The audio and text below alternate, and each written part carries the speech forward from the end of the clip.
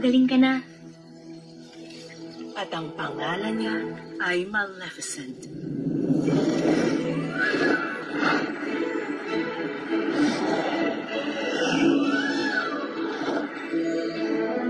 Gandang umaga, Ginoong Chanterelle. Kaganda ang sombrero.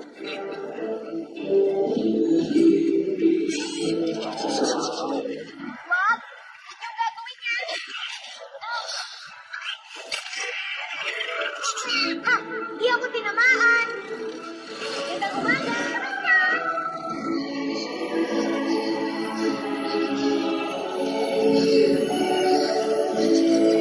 Kay ganda ng gawa ninyo.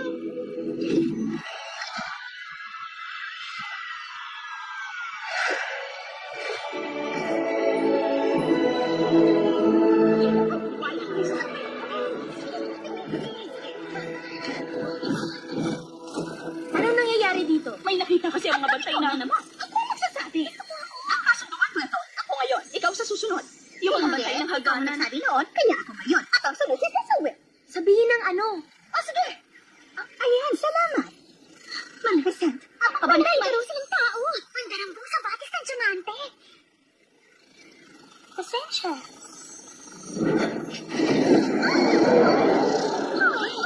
Porke malalaki ang pakpak, laging nagmamadali. Mga tao, dito, sana huwag magkaroon ng digmaan.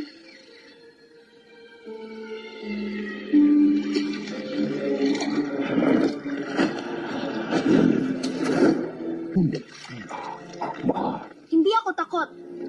Isa pa, hindi pa ako nakakakita ng tao. Lumabas ka!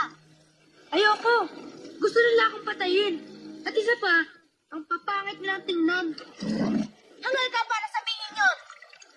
Huwag mo siyang pakinggan, Balthazar. Gwapo ka para sa akin. Hindi ka dapat nagnakaw. Pero hindi ka naman namin papatayin.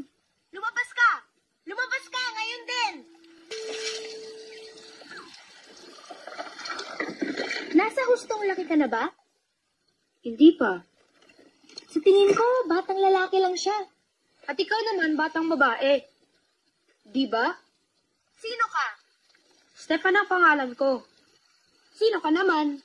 Ako si Maleficent. Oo, tama. Kailangan mo na yang ibalik. Ibalik ang ano?